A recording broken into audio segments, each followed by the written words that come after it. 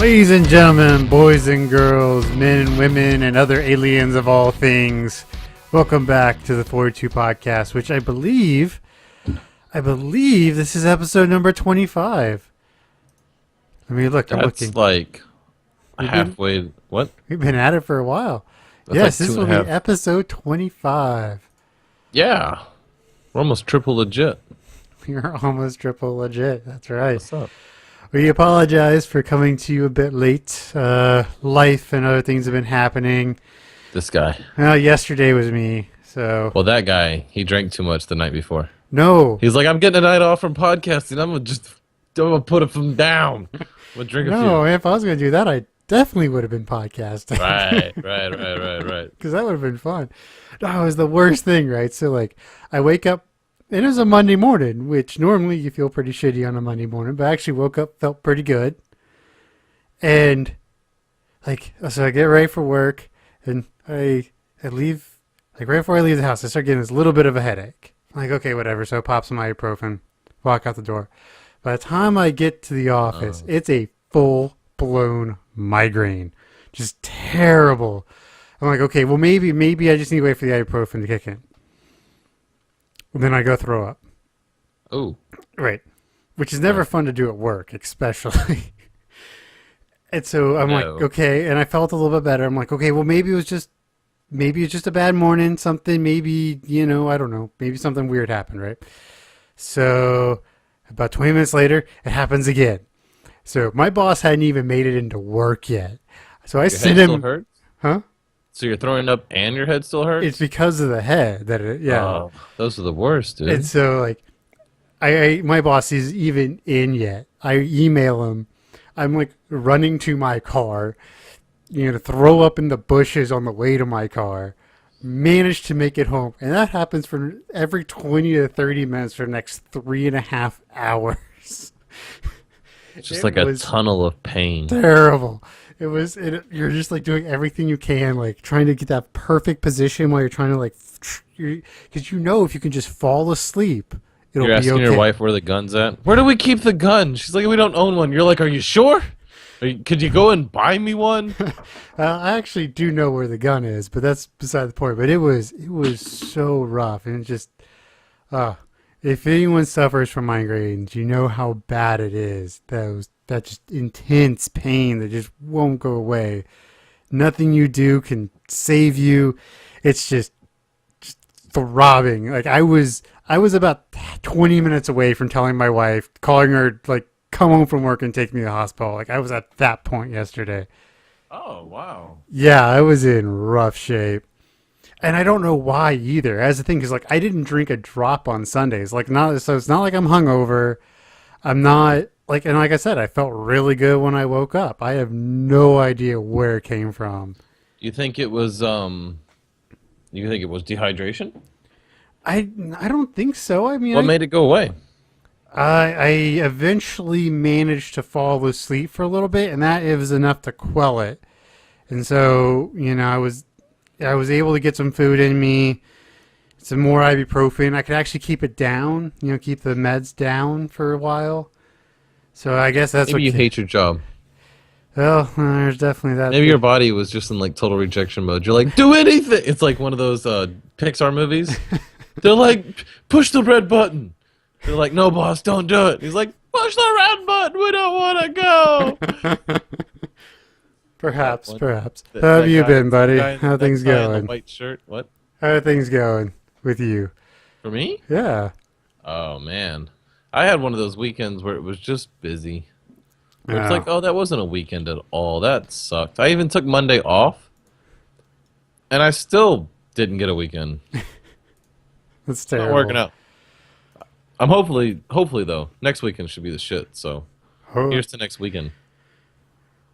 I don't have a lot going next weekend, but weekend after that, I'm going to Gen Con in Indianapolis, so that'll be fun. So anybody who's part of the game Drink, he mentioned a con. Very true, very true. Yeah, so I got a buddy who's flying in he's going to Gen Con. He's going to come hang out in Pittsburgh for a couple of days. Nice. It'd be the first time I'm ever going to, like, a strictly gamer con, so I'm interested to see. Gen Con. Like when you say that, what do you mean? Like what is Gen it exactly? Con is a convention that was started by Garrett Gygax, who's the guy who created D&D. No shit. Yeah, it's the tabletop convention in the country. Really? Yeah.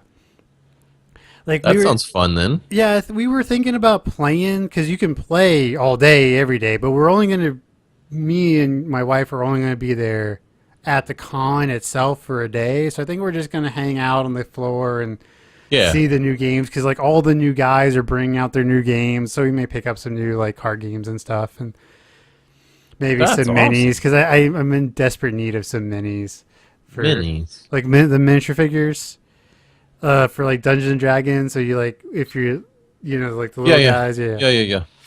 I know a lot of people who just use Legos and they just make their Legos look like their character. It's just not a bad way to go, and they're super cheap That is kind of because cool. miniatures can be expensive, like 20 to 30 bucks without the paint. How does it work? Like, what is it? Is it sold by D&D, or is it somebody that's creating something? You're exposing me to a whole new world. I have no idea what you're talking about. It's all the above. Some people make them. Yeah, I know Wizards of the Coast makes some. They'll make special ones for each. They'll make like variety packs, so you kind of don't know what you're getting for each new campaign and Is stuff it like made that. out of like pewter? Yeah, it's pewter. It's generally pewter. I thought about because 3D printing is getting kind of cheap now. Like you can do it online. So I've been thinking about like 3D printing my I went to own. Micro Center. We have a Micro Center here in Houston. Oh yeah, They had more than one option for 3D printing. yeah. Some of the consumer ones are getting down to like 400 or 500 bucks. Yeah, that's where we were at, $5,000 to $1,000. It was really interesting. They had a couple of them like spitting out like I want to say like impossible geometric like shapes, but they're not impossible. They're just Funky. ridiculous. Yeah. Yeah, it's just these gears that are shaped in such a way that you can twist them, but I don't know. I can't explain At it. the It was just a best, bunch of gears put together in a weird way. I don't remember the price, but the Best Buy here in well, the one we go to here in Pittsburgh, they had this one set up with a camera setup. Like you'll only have one. You're right, but the one we go to, they have this camera tent thing set up, so you can put something on it and it'll read it, and then it can print it. Wow. So Like a that 3D scanner? yeah, it was really cool. I just want everybody to drink. It's the future. It's All the right, drink. future. Drink. Okay, speaking of the future, have you seen this new Chrysler vulnerability that the hackers exposed? With the Jeep? Yes. I just saw the internet talking about it. Okay, What so actually is going on? because now Wi-Fi in cars is a big deal, right? Chrysler has it, GM has it. What is Wi-Fi in a car? Uh, Let's just start there. I have no idea what that means. Does that mean that I'm paying for some like cell service connected to my car that allows me to connect to the internet through a yes, car-based Wi-Fi system? correct.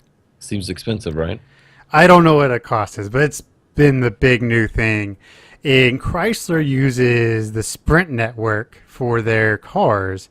Sure. And some hackers figured out how to take over vehicles over the Wi-Fi. Apparently, somebody wrecked a Jeep from 10 miles away. Just like poof, flipped it off the road. And they can take complete Wait, control I have over. a hard time believing that they would have servos connected to the steering. Maybe Wait, they just locked it. Maybe it's electronic steering. Yeah. That seems like a vulnerability. Yeah, it seems like something they would have thought about, but it's like they should No, have it seen doesn't. this. Why would they have thought about that? They're a bunch of 60-year-old. It's true. They hardly know what the internet is. It's true. Have but you seen the technology in cars? Oh, The it's only one that's got modern day technology, like modern day, like real actually. Because I mean, what's modern? Last 2.5 years, 3 years, really. You know what's modern and modern. I'm saying that a lot. But back in the day, it was 10 years.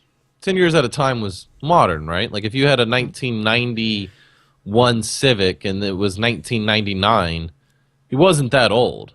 right. Right. Hmm.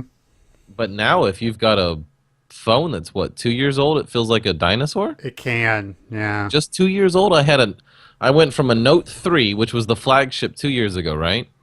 To the S6. And I'm like, wow. it's not completely different. I won't say that, but it is way nicer. It's just way smoother, way better. So I don't know. Well, it's the TikTok pattern of the especially new technologies. It's TikTok is what IBM referred to when they were making no Intel when they were making chips. So if you think about cell phone, especially the iPhone, they have a big tick, which is the new big number, right? And then the talk is like the 6S or the 5S, and then the tick Right. is the 6. And so every 2 years you get a big tick. And that's when technology advances, so especially in like cells. What did you bring up about the future, though, to begin with this conversation? The fact that they're hacking cars. Oh, they're hacking cars. What about that, though? What do you think They of it? can like it's proof that if you connect something to the internet, someone else can get to you. It's a car. How do you know that that cell signal goes to a car?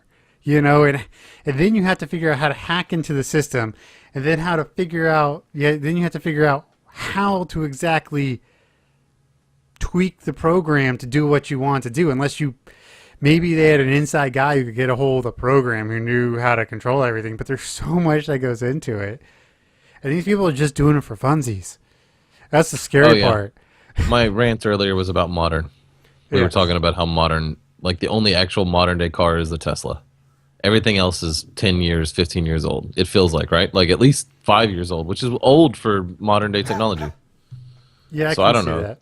They're implementing something that's probably 10 years old, which people are like, oh, we can Google how to do this. Like this probably wasn't even that difficult. It just required a little bit of persistence. You know, the ones that are impressive is like when like the new S6 comes out and they jailbreak it in 2 weeks or a week. Well, It's like, what were you doing? They were like, we were just pressing buttons until shit happened. We were just drinking Red Bulls and pressing buttons. And then as soon as something happened that wasn't supposed to, we knew we were in. Just exploit it. We knew we were in. We were just gonna pound that in until yeah. Oh, I'm trying to remember, but there was someone figured out how to sideload games into a 3DS because there was one game in particular that had a glitch that if you exploited it, it would open up the entire architecture for the 3DS, and you could install like Android, have it running full Android and Android apps and stuff. I don't think any system is perfect. No system is perfect. Isn't that a weird concept that everything is crackable? Like they beat the Enigma. Yeah, don't know. if you spend enough time and are faster than the people who are fixing it, right? Because that's the thing is, Some things have to be perfectly secure though, like right? Like cracking a Bitcoin like account is nearly impossible. They said it would require a computer about the size of the moon. well, cracking like the hash is, but cracking into the accounts is easy. You know, Right. I guess it's the more complicated versions of the internet that have exploits. well, I mean everything has Like an breaking simple encryptions, like for, you know, if you just want to keep like a megabyte worth of data encrypted, that's probably pretty easy. yeah. If you want to keep the internet encrypted and secure, that's probably a lot more difficult It's probably a lot more difficult. because everything's just patched on top of each other. I guess that makes some sense when you know think about it, right? And that's why a lot of companies have hackathons. And, Yeah, isn't that a great idea? well, They're like, look, we'll give you 20 grand for the first person who can get through this new Chrome extension or whatever. when I want to say it was Microsoft or Apple, somebody when they were developing one of their new softwares, they was like, for every bug you find, it's $100,000. Like for every vulnerability. What is the basic concept of exposing into vulnerability? Like, what would I do? Do I literally just click on stuff? Part of it is, you know, these especially open source things, you can read the code. So you can just get in there and look, and if you know what you're looking for, it just pops out at you. It's like, oh, right there, that's an issue. Some people figured out all sorts of just weird hacks that But what do you think that is? Is you think it's just like a brute force attack? Some of it, what happens a lot of times is they figure out something the system wasn't designed to handle. And depending on how the error code is written, it just pops the system wide open. Can you believe we do that? Yeah. This is a real thing. These are things that people do. I mean, it's just kind of like when I was young and I figured out how to change the colors of the uniforms in my like football games because I found the JPEG files hidden somewhere. And some people just never quit doing that. That's the version of the hacker I love the best. Is that Steve Wozniak hacker. The guy who in the 80s was, discovering things back before they even like knew to make it secure. And then they made it secure, and he's like, "Well, I just have to get through this one little security thing. Like, how could I do that?" And then they get, he just keeps up with the times. The original version of the hackers. Right. Sort of like the guy, Captain Crunch with the whistle, figuring out that he can exploit the long distance system by using a whistle. There's all kinds of people who are into that. Oh, yeah. There's a whole world of what they call freakers, like PHEARK, right? Like freak, like with a PH. Yeah, REAK, whatever. But anyway, there was a story in Rolling Stones, I think it was, where a blind kid found that, because he lived with his grandmother or whatever, and he would just listen to the dial tones, and he got to the point where he could hear the background noise of the actual system doing its stuff. So like when the routers would switch him over to different lines, he could hear the clicks and stuff, or he could hear the different tones that they were using. And he just kept going deeper and deeper and deeper into the phone system until he found so they've had the phone system for so long, and it's been built on itself for so long, that there are phone numbers and lines that they've kind of forgotten about. Like these abandoned lines, like party lines. And it might be some ancient 1-800 number to you see if you won a Nickelodeon prize that just never got canceled, and it never gets billed. It just kind of got forgot. And it maybe the recording's gotten so quiet or is gone, missing, and people can call that number and then they can hear other people talking on that number because they find these broken parts of the phone system, like the ancient internet.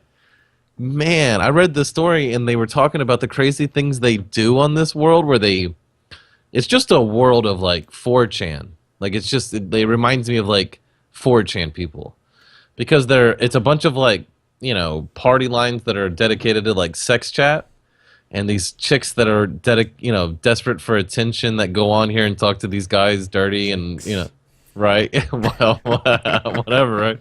And then these other lines of people pranking each other and talking shit, like flame wars, Anyway, the culmination of the story is the kid ends up being one of the best freaks ever. He could do things in this. They go on fishing. They go fishing is what they call, where they call different companies and act like representatives or customers and try to get a little bit of information, and then they'll hang up and then they'll use that information to get a little bit further into the system, to the point where they'll have an employee number and an employee ID number and passwords and stuff into deep into Comcast or AT&T, and then they pass this information around to each other and they all use it to do just ridiculous things. I don't know. It's a crazy world out there. It is if you all haven't looked into this, check it out. Phone freaking. Check out the story about the blind kid that freaks. Yeah, something like that. You'll love it. It's a great story. Yeah, it's just insane what people do for free, just for funsies. For funsies. That's I don't know if it's a funsies. I think it's a genetic trait. They're part of the superorganism that's supposed to do that. If you look at human beings as one system, we need workers, we need tech support, we need, you know what I mean? There's a certain genetic code that's in human beings they're just crackers. They're hackers. They're gonna break things down. They're gonna find vulnerabilities. It expresses its way in all kinds of. It expresses itself in all kinds of ways, but one of the most fun and interesting ways to me is the people who do it to computers and phones. I love those kind of people. But there's people who do it to hot rods and cars, and Oh it's yeah, just, yeah. It's just a yeah, different form of hacking it's a for human sure. being just require. It's like, what? Well, what if we? I know I was told I was supposed to use it this way, But what but I'm if? pretty sure if we doubled the voltage, we could get. What if we put, and it's just, yeah. So you want to hear something fun about the future? No, No. I'm lying. Go ahead. Okay, so this is out of these people at Oregon State, right? There's this type of algae like seaweed called dulse or Oh, dulse, I've heard about this. and they figured out a way to farm it because Okay. originally it's been sold at $90 a pound when dried, so it's pretty expensive. But they've developed Like a new way, salt. a strain to actually farm it and grow it in bulk, and so it's twice as nutritious as kale. 16 grams of protein, and when cooked, tastes like bacon.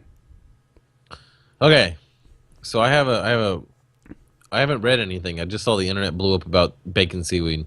Uh huh. I'm like, okay, whatever. We'll get to this eventually.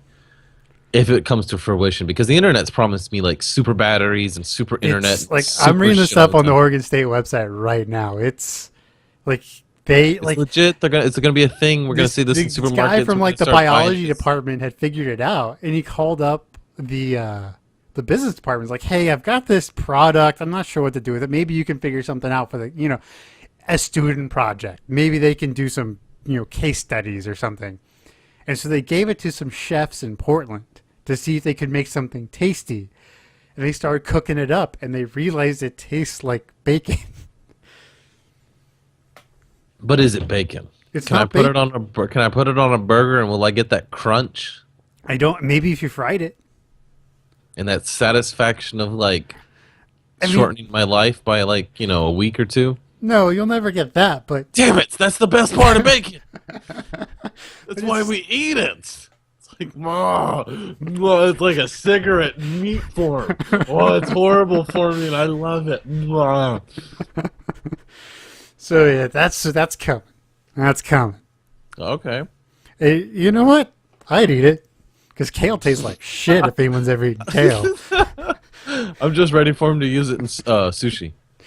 And so yeah, yeah, Hey, I'm looking out for y'all. Nerds. something highly Gonna get bacon nutritious that flavored tastes sushi. good. Fuck yeah, sign me up.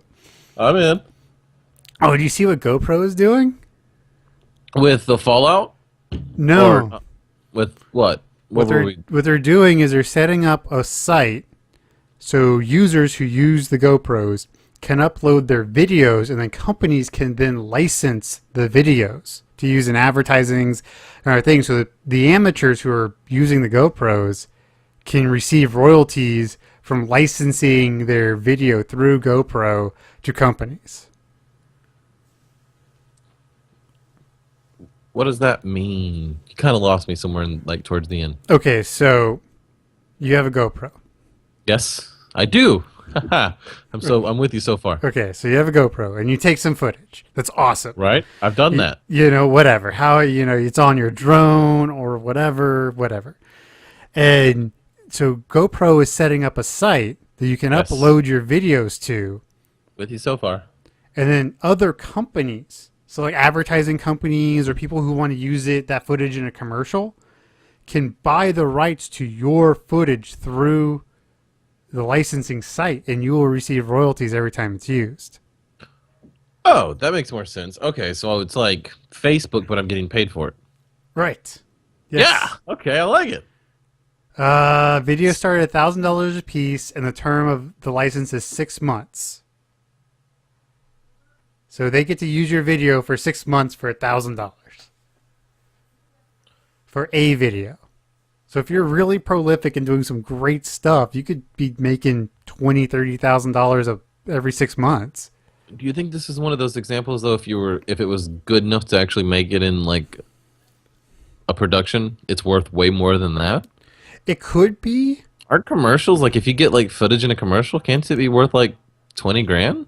Well, it depends on how they want to use it, and it's also one of those things where maybe this is just a good place for people to find it, and if they really like it and they really like you, they can just be like, hey, contact you directly, say, hey, I saw your stuff on GoPro, Let's talk some business. I don't know. There's a part of me that feels like this might be like people are going to get taken advantage of. No? I guess it's an opportunity to get your name out there, and any opportunity like that's good. Exactly, and you know you can, and it's an opportunity that people haven't had before. It's a more direct communication directly to the people you want to sell your videos to. Because right now the licenses are $1,000 for 6 months, but what if they want it in perpetuity? You could talk to them directly about a different licensing deal. So I think it's a really good way to open the door to the talks. And for some people, you know, it's $1,000. Oof. Here you go. You made an awesome video that one time. Here's $1,000. Keep doing it. Maybe the value of stuff. Maybe, I don't know. This could be just stoner talk. But maybe the actual value of the entire universe, now that information is being able to be traded so quickly and back and forth, you know, like the future's here. Maybe the value of certain things is going to just be readjusted by a lot. Maybe videos like that aren't worth $20,000 anymore, because you know everyone's making them. Right? Maybe they're worth $1,000. I mean, how many awesome GoPro videos can you find on YouTube right now? 100,000? All of them. Million? Like. Yeah. You know, so the more a product is built, the less valuable it becomes. And it's basic supply and demand. I don't know. I don't have anything yet that would be useful for the internet. I mean damn it. For advertising. Well, I don't know why I got stuck in entertainment. I'm trying to log into the stupid Slack stuff and talk to you, and it's just not working. See, what you got to do is, like, every time you take one of these videos, just take a picture of a Red Bull can before you start doing it, and just try to sell the Red Bull. I actually saw this really interesting article about how I don't remember which way it was, but either GoPro should buy Red Bull or Red Bull should buy GoPro, since they do so much together in terms of advertising. That it would make more sense for them just to be together and create the products and use their streams to create better products instead of buy. It actually made a pretty good point. I thought it was pretty good. That's pretty good. That reminds me. So one of the best examples that, like, one of the first times I really realized how much corporations have, like how much money and power they actually have, is during Shaun White, is that his name? Yeah. Who's the flying tomato? Shaun White? Shaun White. Yeah. Yes. So when he was doing the Olympics and he was working with Red Bull to trying to get the gold medal or whatever. Right. And Red Bull built him that super pipe secluded off in the mountains of like Colorado or whatever. You had to use a helicopter to get to it. And it was this giant, you know, super pipe, and it was this private thing. And there's this video of Shaun White talking about it, and he's like, yeah, we're just flying in the helicopter over the mountains, and there it is. Just in the, you know, this rugged wilderness of the Colorado terrain. He goes, there's this perfect, pristine super pipe with the lights and the, you know, the rig, you know, like the thing that makes the super pipe, the big, right, yeah. What is that, like tractor, I guess you'd call it, or whatever? Yeah, whatever. You know, all of that, and he lands and he gets to do his own super, you know, session. And that scene where he flies around and they show you the super pipe for the first time and you realize it's just for Shaun White, just for him to practice by himself so nobody can see what he's working on. It was when he was working on that, what was he working on, that crazy trick he did in the X Games? The back-to-back 1260 or whatever it was? Yeah. So I think it was back-to-back 12s. Yeah, so when he was working on that, they wanted to be able to, you know, nobody could see it or whatever. It was when they come around that corner, I was watching that video and I was like, oh, this is what it's like to be like a super corporation. Like this is just Red Bull. Imagine what Google could do. Like if you were like this like evil corporation that wanted to like really flex your muscles, like this is what Red Bull's doing with their extra money. What is Google doing? You know what I mean? This idea of like, oh my God, they can do this kind of crazy shit. Like they have this much disposable income. Isn't that ridiculous to you? The Red Bull stuff, not really. Really? Because you can make so many great promotional videos. It's part of advertising. It's a lot of money, but for a company like Red Bull, it's not that much money. People, we throw around, especially if you follow politics at all, we throw around the word trillion a lot. Yeah, but that No, just let me go. Since past $1 billion. Right, but we've lost just the idea of just how much money $1 billion is. It's an insane amount of money. Because now you have 24-year-olds who are worth like $3 billion. Like, oh, it's not that much money. If you had $3 billion, you could put it all in the bank and make $150 million a year on interest alone and never spend a dime of the principal. It's so much money. So much money. Oh, I think I'm about to lose you. No, don't lose me, Jacob. I love you, Jacob. Okay, we're good. Yes, no more internet good. problems. Skype is being sued. And so a company that has $10 billion, that super pipe was probably only $250,000 plus. I mean, maybe that whole video shoot, $500,000, maybe $1 million, which is 1/1000th of a billion. Okay, yeah. I guess. We've lost, especially in It terms just seemed ridiculous. we've lost the scale of money in recent years because the human mind can't process $1 billion, like $1 trillion. We just can't do it. It's so much we cannot do it. I can't do it. I have no idea. Like, we still communicating okay? Yes. Okay, so, have you seen the video where the guy tries to explain what $1 billion is like? I've seen something of it. Where he does like, this is a 1, and this is 1 with the 0, it's 10. And then he puts another 0. This is 100, this is 1,000. And then he tries to, like, he puts enough zeros to give you... Oh, no, what he does is he does it in just zeros. So, like, 1 0, and then he does, if we copy and paste this, we get, to 10 zeros. And if we copy and paste this, we get 100 zeros, right? And he goes, let's have 1,000,000 zeros. And he does it where he's got 1,000,000 zeros, so it's like just page after page of zeros, right?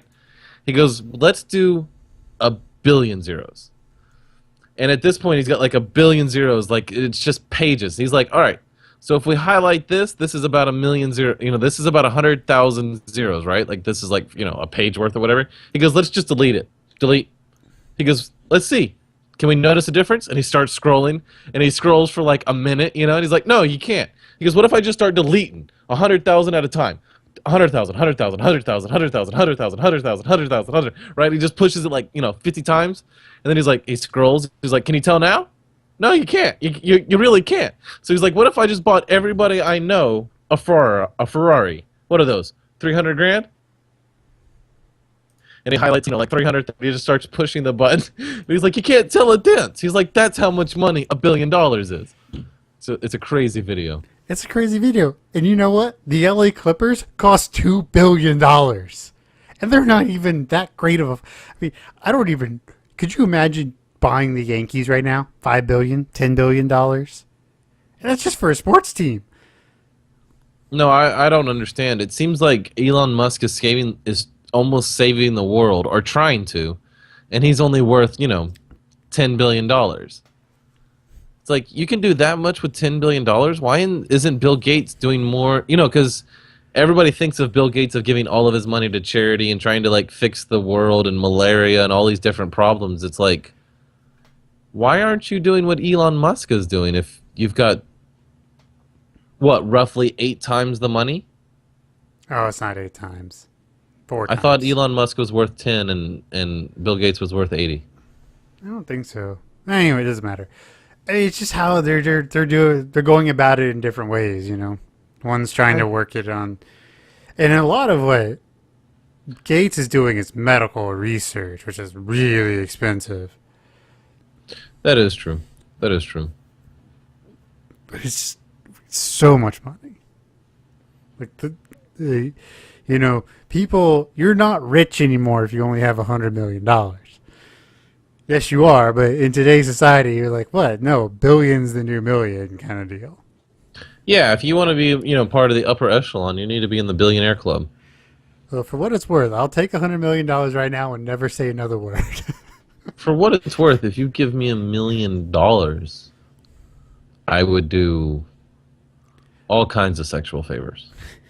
a Just million, whatever you wanted. $1 million isn't enough to quit working. That's the problem. But it's enough to start working for yourself. It's enough to start working for yourself. Um, It also can reduce a lot of stress. oh yeah. I mean, if I was given $1 million, my life day to day would not change very much. I'd still go into the office. Well, maybe I wouldn't still go in the office. Maybe I would start my own company. But even then, but I would pay off my student debt, buy two nice but not overly extravagant cars, like two Rexes Right. for me and the missus, Yes. 100K on $30,000. tops on cars kind of deal. Yeah. Combined. And the rest goes into the bank, and Yes. just so you have it for retirement. No. No, it's time to flex some of this mental muscle that we have and make some dough with that cash. It takes money to make money. It does take money. How do you make a small fortune? Start with a smaller fortune?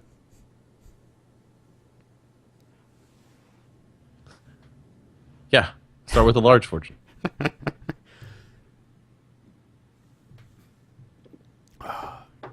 I'm losing you. I don't know. Oh no. Do I sound like... I'm getting the robot voice. Oh no. Oh no. You there? Hello? I think I might have lost Ryan. Here, listen to some music while I play some things for you. Yeah, we lost him. Here you go.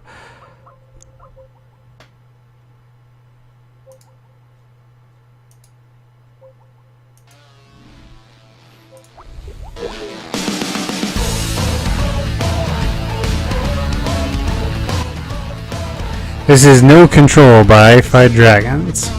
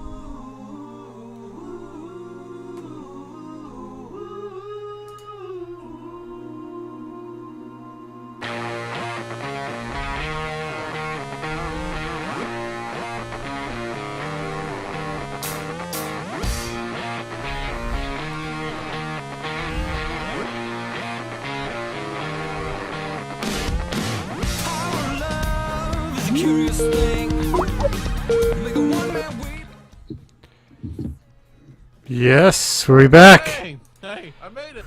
Yay. Love y'all. Okay. So anyway, money is a crazy thing. Yeah. What'd you do? Treat him to a nice song or something? Yeah, some Hi-Fi Dragons, you know. And I have to apologize. I haven't had some Super Nerd Sixers recently. That's my fault. Come on, that's our bread and butter. I know. The reason people even listen to us. I know, and there probably won't be one this week unless I can figure out something to do tomorrow. It's just with everything else that's been going on, I just haven't had the chance. And plus, it's been really hard with... there's not that many artists that... and I'm still waiting for some of these people to get back to me. And so I'm running out of good music to play right now. Oh, no. But, you know, and it's also like... my D&D schedule got screwed up, and so I've been going multiple weeks in a row, and plus I've with the stuff we have going on that we foreshadowed in the last episode, my brain power just shot at the end of the week. I'm just like trying to do all that and figure out everything else that's going on. I just can't do it. Just leave me alone. Leave me alone. It only could do so much. So I'm sorry, but I promise you, if you're a loyal fan and you like graphic like novels and other like novels, you'll be okay with it. I promise. If you like the stuff we talk about, you might enjoy what we're working on. Because it's cool. It's really cool. It's kind of cool. We might be biased though, so. But you won't know that until you've already paid us for it. So hey, it's okay. Yes. So I've been trying to figure out Patreon and Amazon and Comixology and websites. Not to mention writing this damn thing. Yeah, we're working on it. We're working on it. But we love you. We're doing it all for you and the money. Don't forget about the money. Okay, so like half you, half us. Seems like a fair deal. But the thing is if we get enough money, we can do this podcast a lot more and other podcasts and more cool things and giveaways and interviews and go to Comic-Con and It'd be better than things like Comic-Con. Drink. Drink. Comic-Con. Get on it. This all could happen in the future. Drink. Get on it. one of these days we're going to have to do this like we're going to do another Friday night cast and play the drinking game while we're casting. While we're see how bad it actually is. Yes. You just like See get what a else we need to add to make it worse. you know, your favorite liquor. It's like every time shot, like for realsies. I like a good rum. Never been a fan of the rum. Really? Yeah. You ever tried like a good aged rum though? It's been a while. It's probably one of those things I should come back to. Like I used to not like bourbon, but now I love bourbon. So I don't know. How much is bourbon? Well, you can pay. It's kind of like anything. Right. Like I like Bullet bourbon. Bullet? Like Bullet. You shot a gun? Yeah, but it's Bulluet, I think, but it's pronounced Bullet. And it's like for a big bottle, you know, not the 750, but like the 1.5, I guess. Hey, what's up? It's like $60. Oh. Well, that's about right, yeah. Yeah, you know. Yeah, that's about right. It's about the same. It's a little bit more expensive than Jameson. Probably about $10 more expensive than Jameson. But I'm also living here in PA where our liquor laws are really fucked up. That's true. We've talked about that. Yeah, we have. Yeah, I've actually been drinking, well, the wife drinks Sailor Jerry's. Just that good spice. It's a good spice rum. Yeah. But I've been slowly going through all the different aged rums that are not spice, you know, just a basic rum. Right. You can pay some money on those, but some of those are worth it. Oh, you can definitely pay some money. Well, not like you can with Like a good scotch. Yeah, scotch. Gosh damn, dude. I went to try to buy a friend like a bottle of scotch. I was like, I don't think he's worth $250. Like, what's No, going no, no. on here? No, no. If you need a scotch recommendation, give me a holler. I can give you a good, because you can get a good scotch for $60. You can get a Can you? pretty, yeah, oh yeah. Scotch is one of those you can almost drink straight, like No, fairly easy. Like a good scotch, you can a just. good scotch. If you put anything in it, I will come over and slap you because you deserve it, you asshole. Like Yeah, no, it's like steak. Like you go to a good steak place. I'm like, would you like anything? You know, some sauce. I'm like, if it's cooked right, I don't need a damn thing, woman. it's true. It's like that King of the Hill episode where he's like, "How do we, what are you doing?" And he's cooking the steaks. He asks the dad was talking to the son. He's like, "Yeah, we eat ours here medium rare or medium well, yeah, medium rare, right?" And he goes, "Well, what happens if somebody asks for it well done?" He goes, "We politely but firmly ask them to leave." Yep. Yes. Yes. Exactly. Exactly. Because we were living at Tulsa. My wife worked at a liquor store, and the owner of the Really? liquor, yeah, for a What? couple of Did you ever months. get robbed? No, no, it was She had to it get was like what, at least 3 times a week, right? it was one of the nice liquor stores in Tulsa. Oh, like specs. No, well, it was nicer but smaller.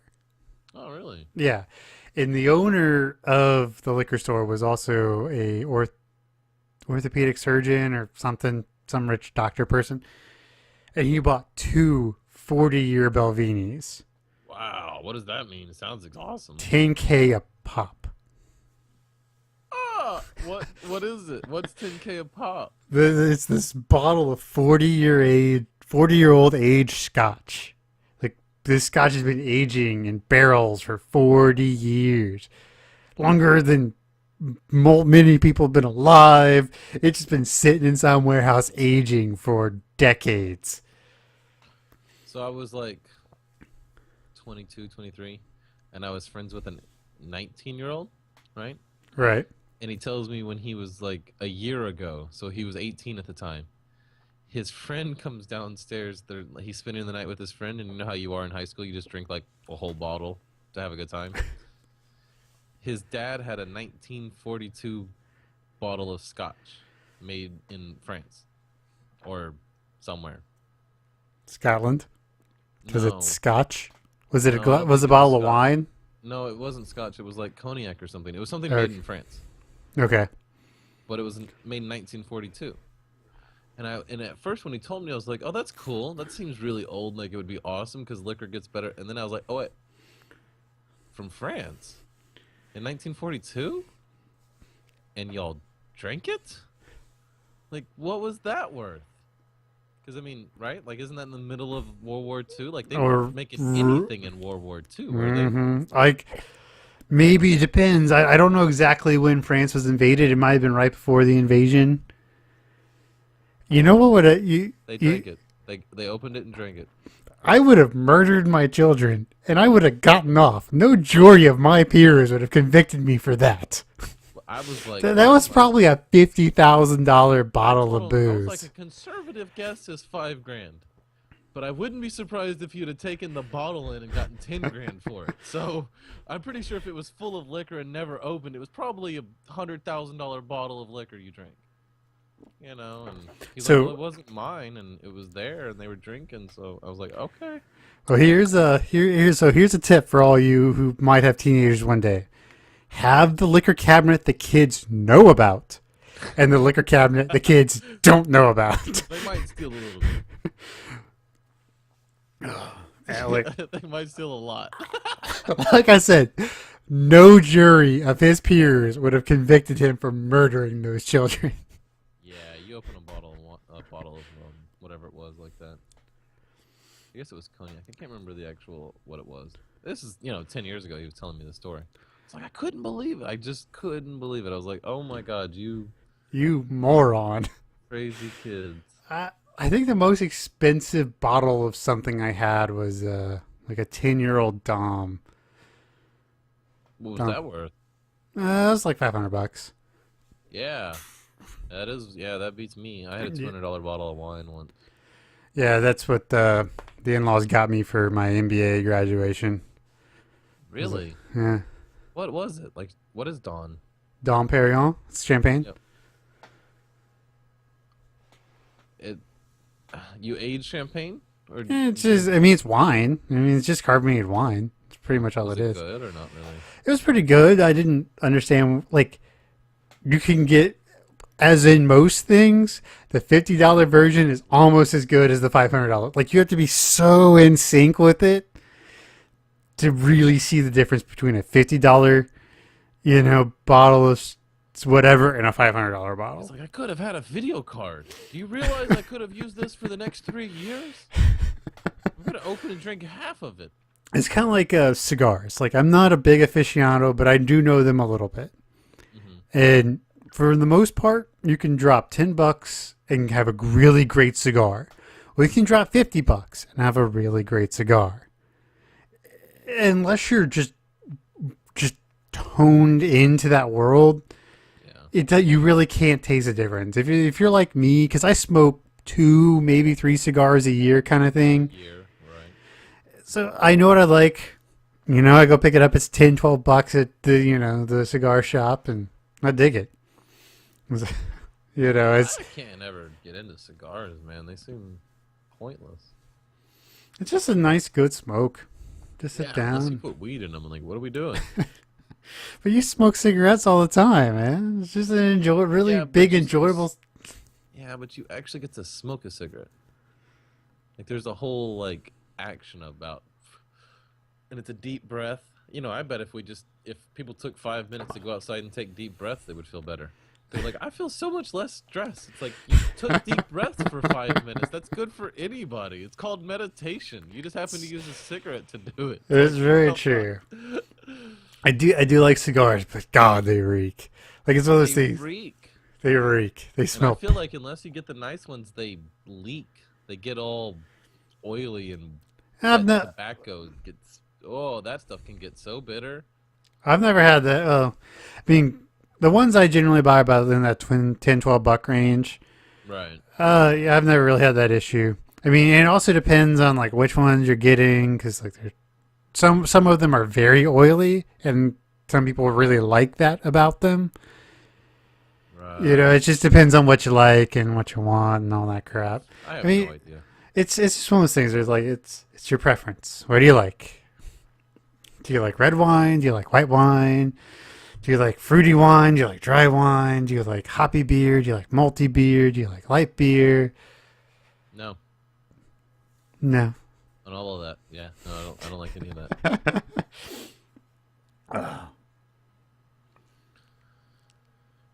So did you see that Japanese hotel? It's gonna be ran by robots. Yeah, I saw that. That's crazy balls.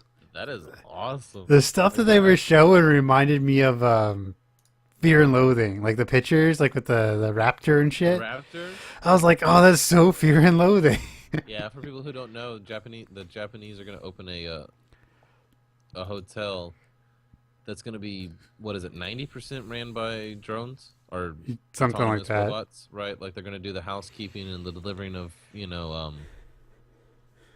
what is room that called? service Where and you stuff. Room service, right? Where you order stuff from downstairs. Also, the people who check you in are those hyper realistic animatronic Disney robots. One of them's a pretty Japanese girl. The other one is a raptor. In a full what are they called? Bellhops. Bellhop, like a full bellhop suit with a hat and stuff. It's awesome, man. I would love to just go there just to be checked in by the raptor. I think that'd be great. The line for the raptor is going to be 5 times longer than the one for the chick. It's just crazy to think we're getting there. Speaking of raptors, we gotta do our we gotta do our Jurassic World check. Oh yeah, it's made 600 million in 40 days or something, right? Worldwide, 1.51 billion dollars. That was way off. By 600 million is what's made domestic. Wow. It's made 900 worldwide. It's the 4th highest grossing movie of all time. And movies 4, 5, and 6 have been released since April of this year. Just wrap your head around that. I wish there was a better way to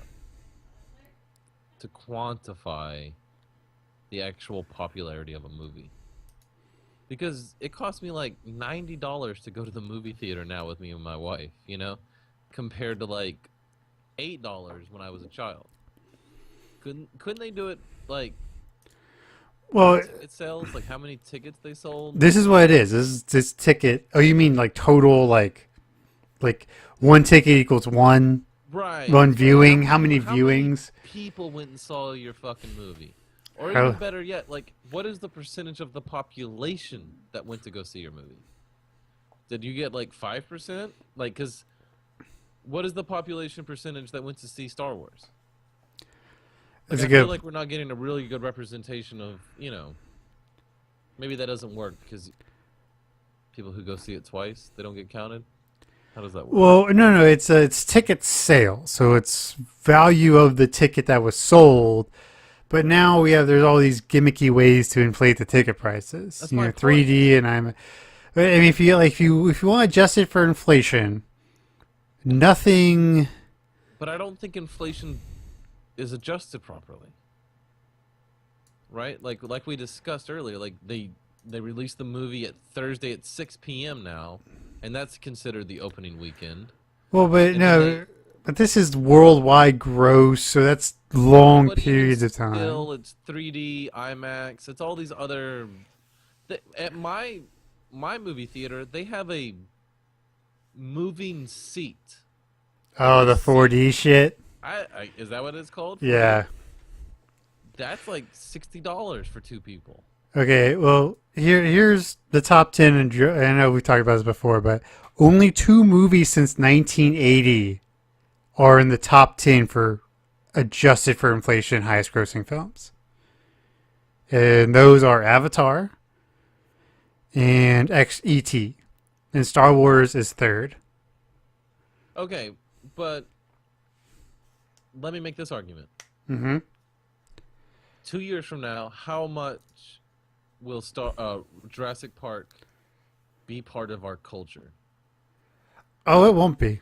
I How mean, much is Rocky part of our culture? a How many lot. people went and saw Rocky? How much did it change? Jaws.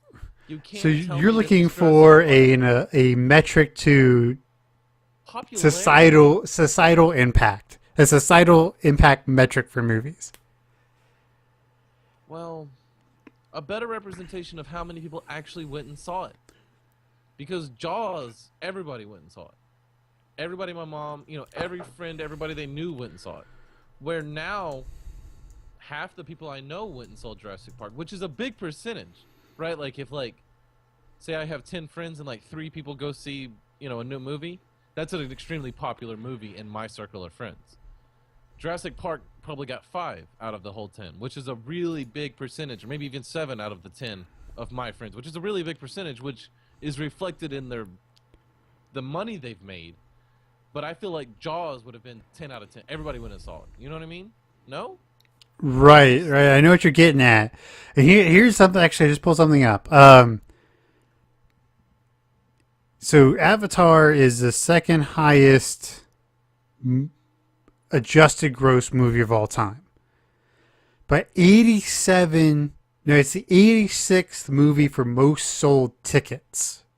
That's what I think I'm interested in. Yeah. It seems like Titanic would be the one that had the most tickets sold. Because I know people who went and saw it like 12 times, Yeah. Yeah, people were crazy. Wasn't it in movie theaters for like a year and a half? It was in the movie theater. I think it had the longest run in movie theaters ever.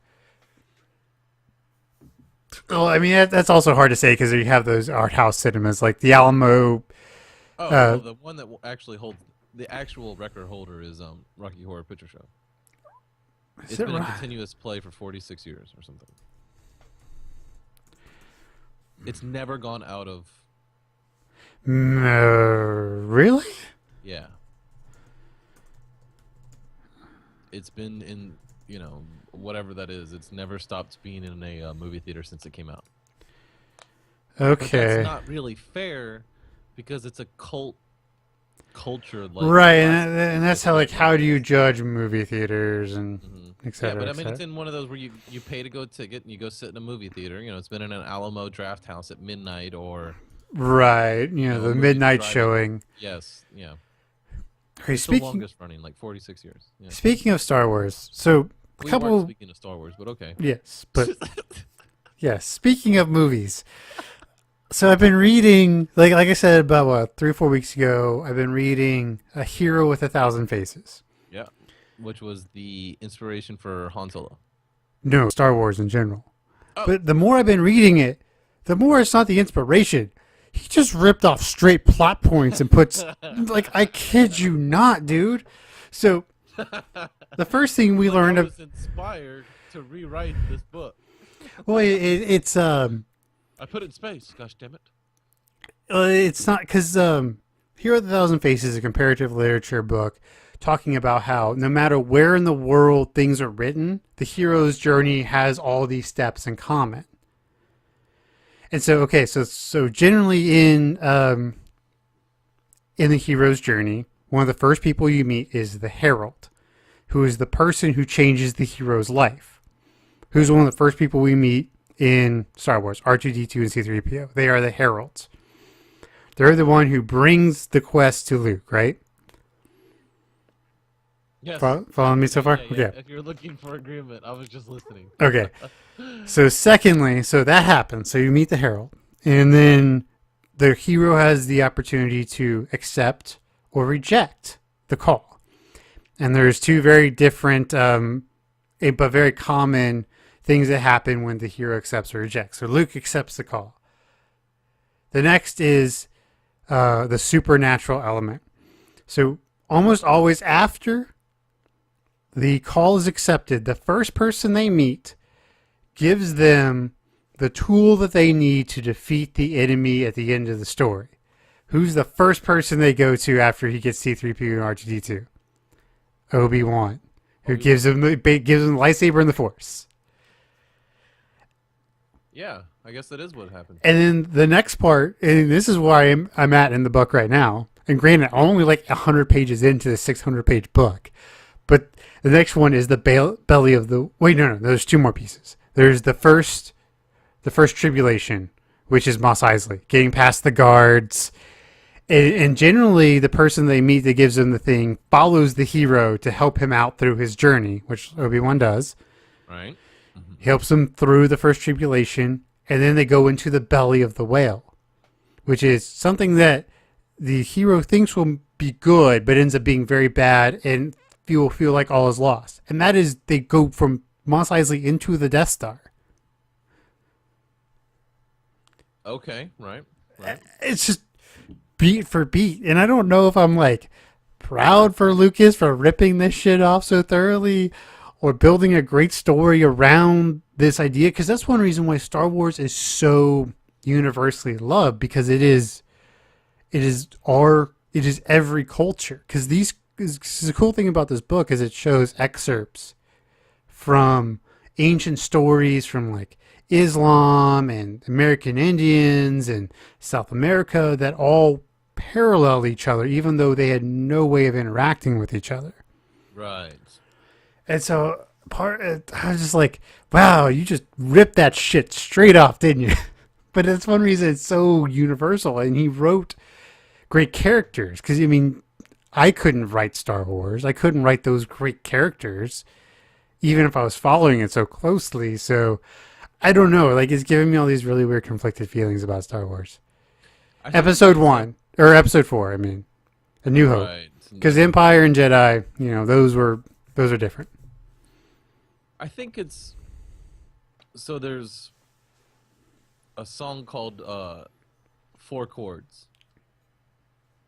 And it's sung by a band called Axis of Awesome. And they're a fairly popular kind of internet, like, kind of nerd band, right? Right. But they sing this song which starts out with that Journey's, like, that piano. It's right. like, dun, dun, dun. It's just the four chords being played on the piano. And the guy goes, hey, I know that song. And he's like, yeah, it's something by Journey, and he goes, oh yeah, and it's a few more. Let's go through them now. And they start singing, and it's like a 4-minute song where they use these 4 chords, and it's like almost every popular song ever, right? It's like Rod Stewart, Bob Marley, Michael Jackson. It's just like every extremely popular song has been this like 4 chords, and it's this an example. And a side note, on the internet, like on their YouTube channel, they have all of their songs, like all of their videos. Every video has like 20,000, 18,000, right? This one has like 62 million. So there is something about these 4 chords that even the song itself that's making fun and it's showing an example of how 4 chords is like got this magic ability to like it's just popular and it's kind of cheating. It's still their most popular song. There's like an irony to it, right? It's like look how easy it is to make this hit song. What song did they make that's a hit? It's their 4 chord song. So it's like there's 2 camps. There's like the camp that thinks like that's cheating to use that. It's too simple, it's too formulaic, it's too basic. And then there's the other camp that goes, yeah, but it's also kind of like the evolution of it. Like, it's perfect. We do enjoy it. Like there's a part of me that does enjoy a story that has the hero, the bad guy, the anti-hero. Like just the real raw basic. Like I want my hero to be a good guy. I want my bad guy to be a bad guy. And that's why Star Wars is so great, especially the first trilogy. Is they're such clearly defined. Luke and Han are the good guys. Right. Vader's the bad guy. Right. Let's fight each other in space. So what? So it's formulaic and it's so cliche and it's so cheesy. But if it's done well, it's the best version of a story. Right. Well, that's kind of like what I was getting at. Is I don't know how I should feel about it, because part of me is like, I'm completely on the 4 chord side. I like the magic of it. Like, yes, do this and do it right. We know how to do it. Just do it right. Right, and that's the other part of me is like, oh, this is why episode 1 sucks so bad, because he didn't follow the outline. Right. I just got back and watched that in like the last few years. We talked about that last time. But no, yeah. It's that bad. That's how bad it is. It's still on my it's mind. So That's bad. How bad it is. Go back and rewatch it. I've almost finished Harry Potter. Oh yeah? Like I'm almost like completing my nerd. Like you got these collections of few things that you have to do as a nerd. I couldn't do it. I couldn't climb that hill. Oh, you're talking about the book with like Umbridge in it or whatever, where that one chick she's so annoying and it takes forever to get any. Yeah. That book was one of the worst books I've ever had to deal with. I was like, oh, this is miserable.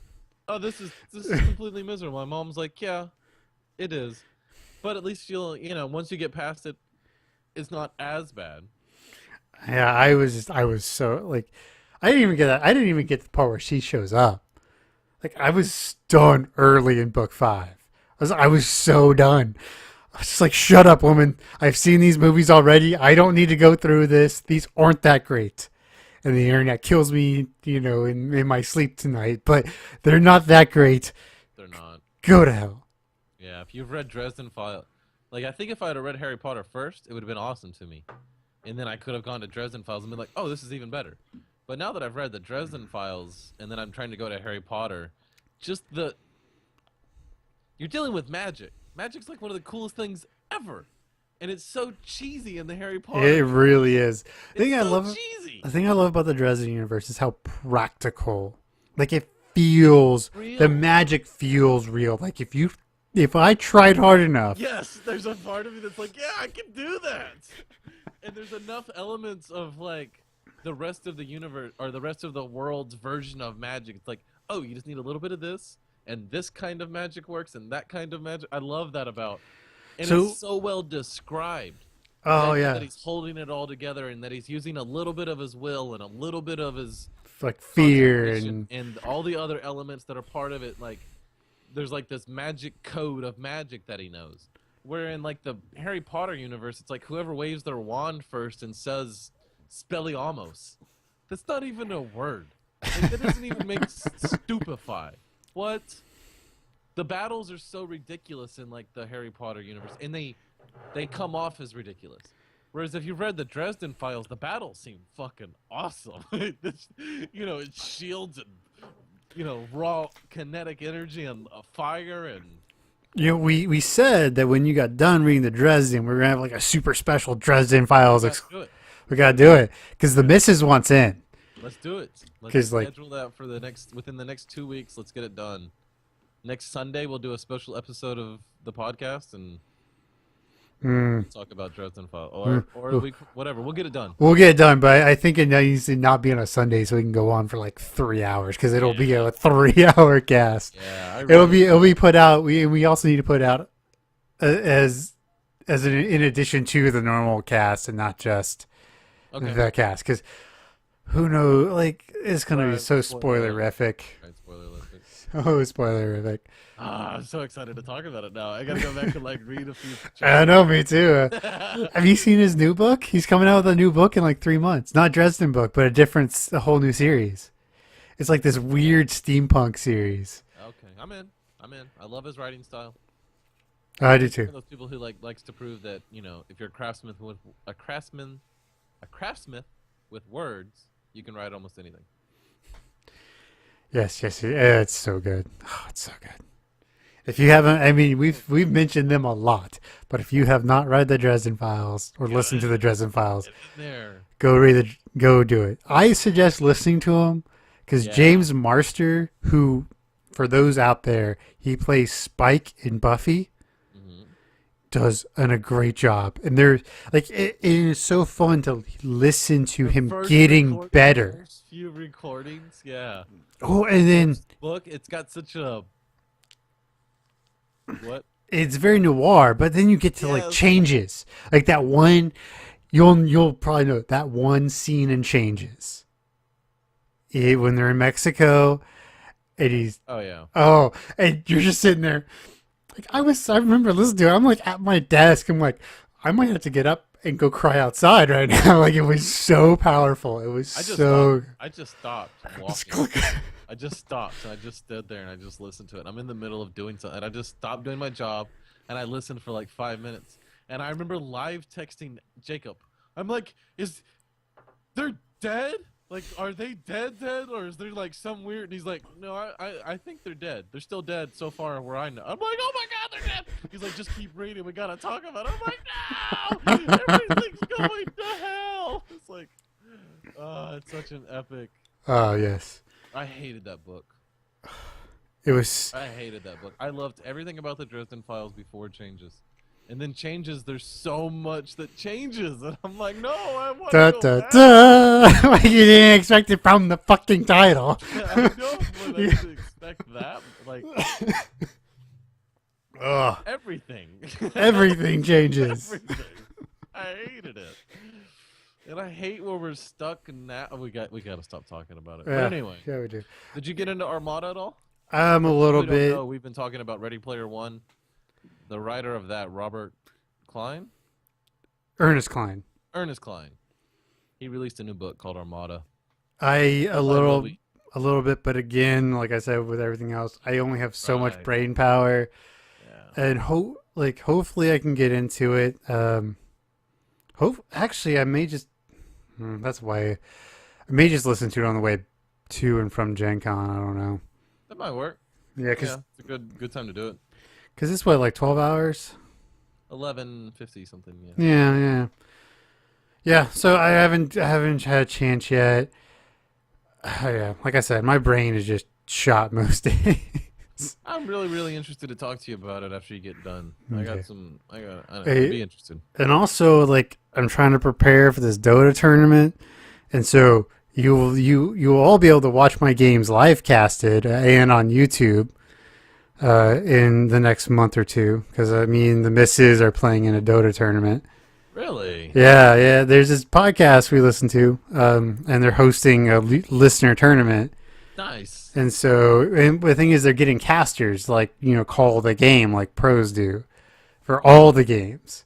Oh wow. Yeah, and they'll be up on YouTube and everything. But you're gonna link them for sure, then. Oh yeah. So yeah, it'll be fun. We're gonna get crushed. But I'm looking forward to it because there's some guys that are way better.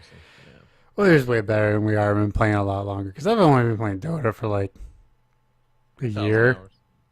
750. 750. So 750. you're just now starting to get a hang of it, really. Uh, Like really, kind of like you're comfortable. Like you're not a newbie at any way at all anymore. I've got enough characters I can play that given the lineup I can play solidly, and I'm starting to get more of the nuances of the builds. Yeah, yeah. I mean, that's the problem with MOBAs in general is like it just takes so much time to get The into. investments, the investment to be like at good level, you need the ability plus about 1,500 hours. You know, some people can put 1,500 hours and still suck. Yeah. You know, but I mean, to really be like where you're, you know, really crushing and a good player and consistently winning, it's about 1,500 hours and the ability to do it. I'm interested to play this tournament just because it'll be the first time I've really done like a true 5v5. Because normally it's like me and my wife and like a friend loading into a pub.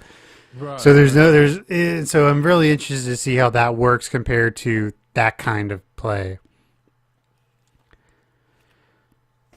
Well, So- I'm looking forward to it. You Yeah, gotta link it. yeah. What's this up? Oh no, I think I'm about done. You about done? We haven't done my recommends. Oh, that's right. We got recommends. I'm I got a sorry. good one. Oh, I'm interested. Yeah. Well, it's kind of cheesy and cheap, but you would love it. It's awesome. It's on Steam, and it's called One Finger Death Punch.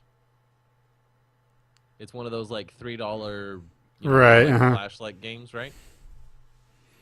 But imagine like early 80s, late 70s kung fu hyper stylized kind of Bruce Lee like movie, right? Right. Stick figures. Nice. Okay. So the stick figures. You got all these, like old school kung fu weapons like nunchucks and like the little sword thing with the hook, and you got like a staff and you got swords, and you're also like a kick-ass like, karate master by yourself, so like kicking and punching, right? Right. The game mechanics has 2 buttons. The left mouse and the right mouse. Okay? And near your character, to the right is like a little bar, and to your left there's a little bar. And if the enemy's in that bar, it's highlighted. Okay, so like that bar will light up red. And if And it's he's highlighted, clicking. you can click on it, that direction. So Uh-huh. it'll go that way and hit him. And each enemy will have like just 1 or maybe 2 or 3 like hits it requires. So you gotta like hit, right? Right. But some of the enemies will be like hit, and then it has an arrow and it goes to the left. So it's like hit, and then he switches to the other side. And you gotta go 2 rights and then a left to kill 1 enemy. And you're being constantly attacked by all of these, so you're having to like time like I'll stack all these guys to the right, then clear them, because each time you attack, you kind of like move down the screen a little bit. So you kind of move, and you're picking up weapons. And then some of the people that you fight, like they're called brawlers. Like so, when you get in a fist fight with them, it's a back and forth. So you got to go right, left, right, left, right, left, and the whole time your little stick figure dude is having like this slow motion like kung fu battle, blocking for each click or punching for each click, and then you win. And trust me, if you don't just go straight buy it right now because you don't trust me that much, at least add it to your wish list, and Steam will notify you when it goes on sale. And it's one of those games that goes on sale like every 6 weeks. So just get on that game. It is a blast, and it's huge. I've been playing it for a few days, and I still haven't gotten to the end that lets me unlock the harder levels. Like I'm still playing on novice. It's a great game. Speaking of gaming, when King's Quest drops, I'm going to either do a Let's Play on YouTube or actually just stream on Twitch for 42, and we're going to play King's Quest.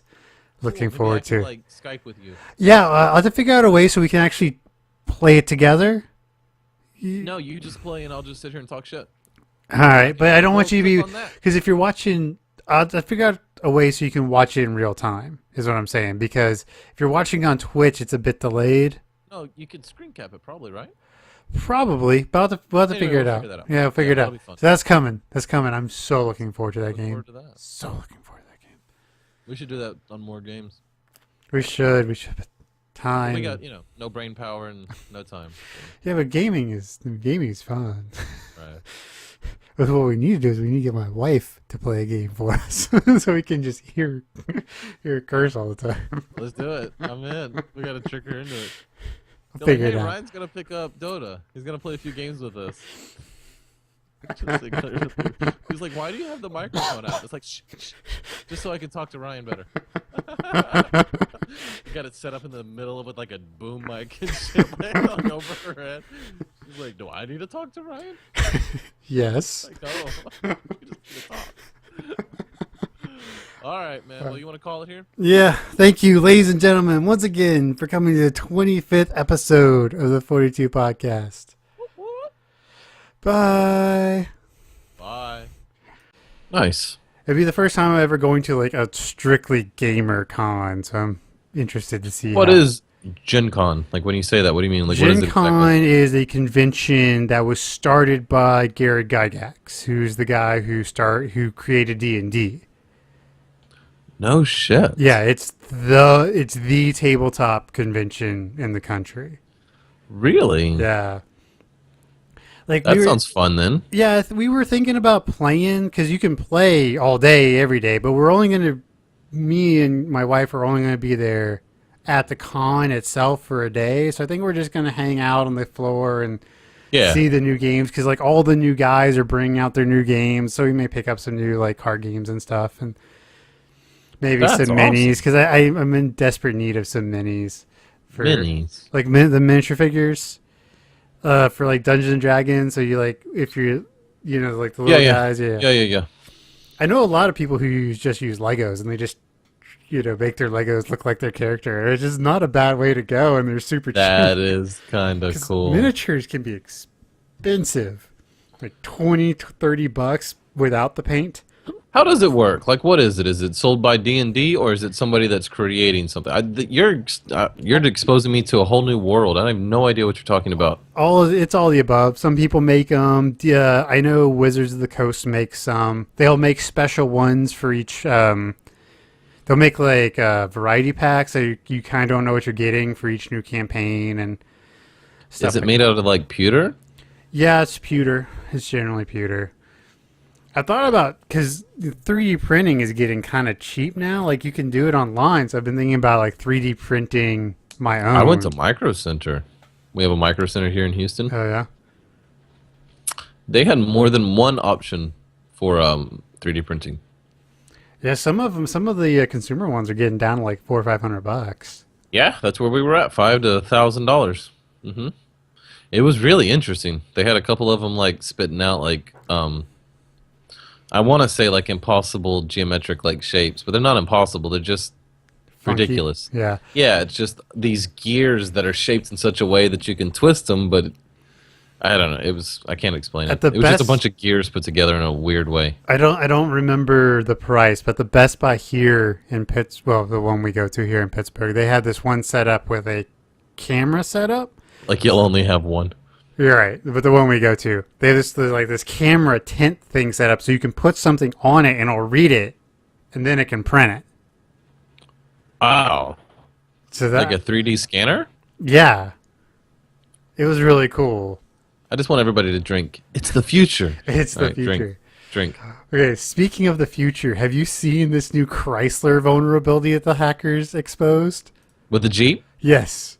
I just saw the internet talking about it. What actually is going on? Because now Wi-Fi in cars is a big deal, right? Chrysler has it. GM has it. What is Wi-Fi in a car? Let's just start there. I have no idea what that means. Does that mean that I'm paying for some like cell service connected to my car that allows me to connect to the internet through a car-based Wi-Fi system? Correct. Seems expensive, right? I don't know what it cost is, but it's been the big new thing. And Chrysler uses the Sprint network for their cars. Sure. And some hackers figured out how to take over vehicles over the Wi-Fi. Apparently somebody wrecked a Jeep from 10 miles away. Just like poof, flipped it off the road. And they can take complete control. I have a hard time believing that they would have servos connected to the steering.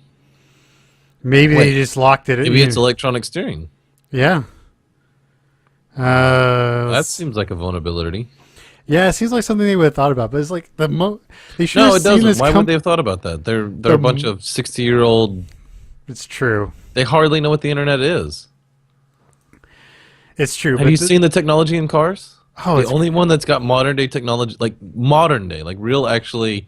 Because I mean, what's modern?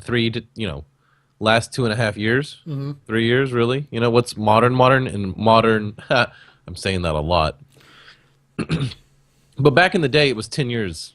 10 years at a time was modern, right? Like if you had a 1991 Civic and it was 1999, he wasn't that old. right, right. Hmm. But now if you've got a phone that's what, 2 years old, it feels like a dinosaur? It can, yeah. Just 2 years old? I went from a Note 3, which was the flagship 2 years ago, right? To the S6. And I'm like, wow. It's not completely different. I won't say that, but it is way nicer. It's just way smoother, way better. So I don't know. Well, it's it's the TikTok pattern of the especially new technologies. It's TikTok is what IBM referred to when they were making Intel when they were making chips.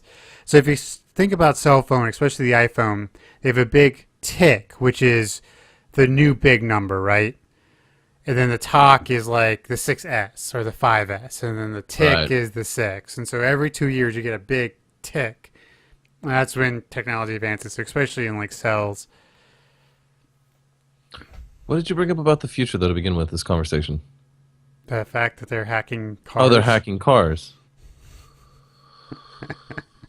What about that, though? What do you think They of it? can like it's proof that if you connect something to the internet, someone else can get to you. It's a car. How do you know that that cell signal goes to a car?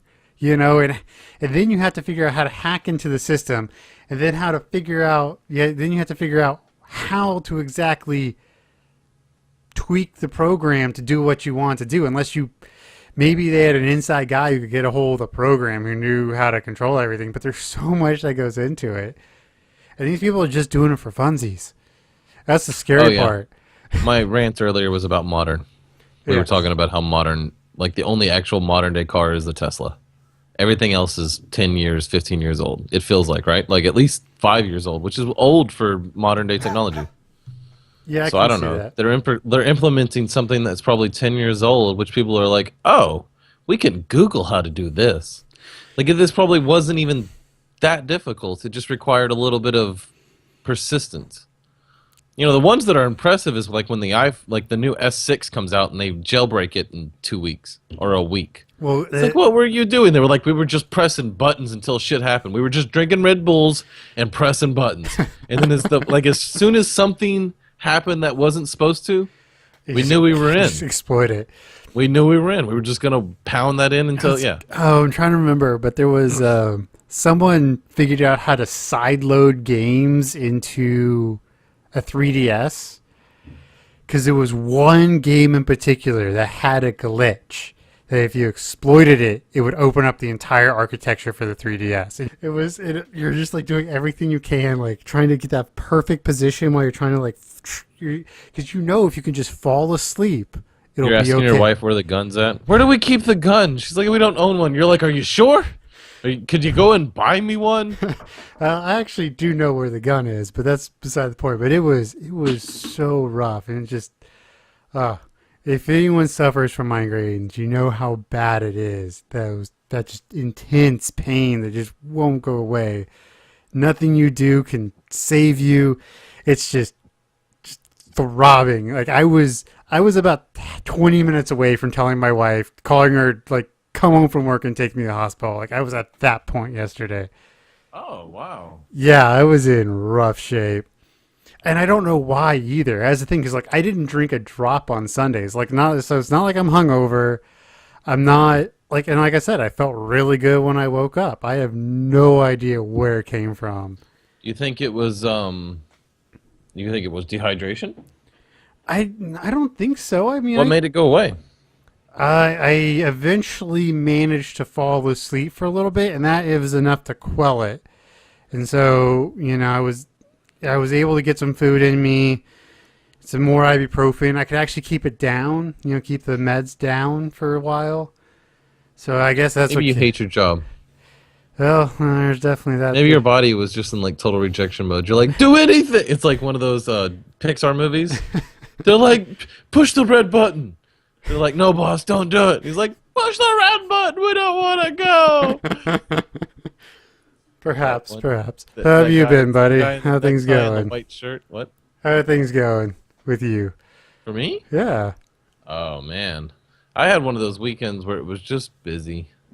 Where it's Oh. like, oh, that wasn't a weekend at all. That sucked. I even took Monday off, and I still didn't get a weekend. That's It's terrible. not working out. I'm hopefully though, next weekend should be the shit. So Oh. here's to next weekend. I don't have a lot going next weekend, but weekend after that, I'm going to Gen Con in Indianapolis, Oh, yeah? so that'll be fun. So anybody who's part of the game Drink, he mentioned a con. Very true, very true. Yeah, so I got a buddy who's flying in he's going to Gen Con. He's going to come hang out in Pittsburgh for a couple of days.